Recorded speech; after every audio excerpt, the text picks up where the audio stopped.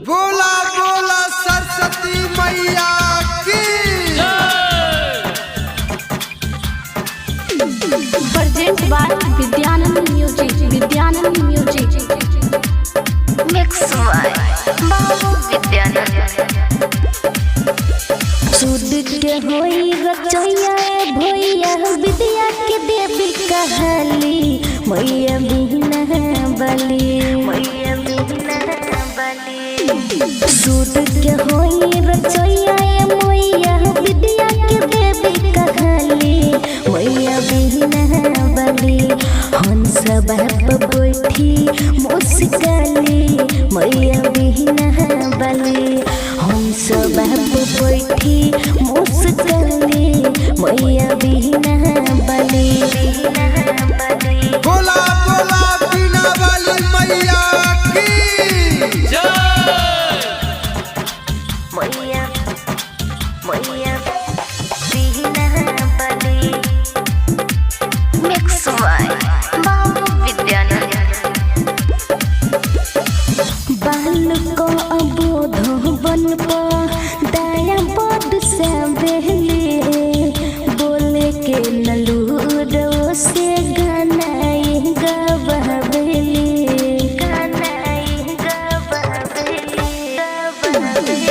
बाल को अबोध बन दया बद से बहले बोले के नलूरो से गानाए गबहबेले ज्ञान के ज्योति जरा बेली मन में बोले ला जाए धरती गगन में बोले ला जाए धरती गगन में वाल्मीकि से रामायण लिखब रहे छे बड़का बबाली मैया बिना बली हंस बाप बैठी मुस्काली मैया बिना बली हंस बाप बैठी मुस्काली मैया बिना बली बोला बोला बिना वाली मैया की मैया मैया बिना बली मिक्स बाय बाबू विद्यानंद। सेब कानो दर दया बड सबले पढ़े के नलूद रहे राइटर बन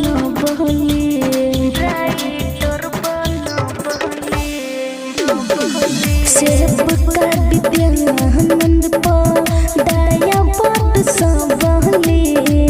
पढ़े के नलूर रहे ट्रैक्टर बन सविता शर्मा पर कृपा बनाई दो बारे भुलाइल मह रहिया दिखाई दो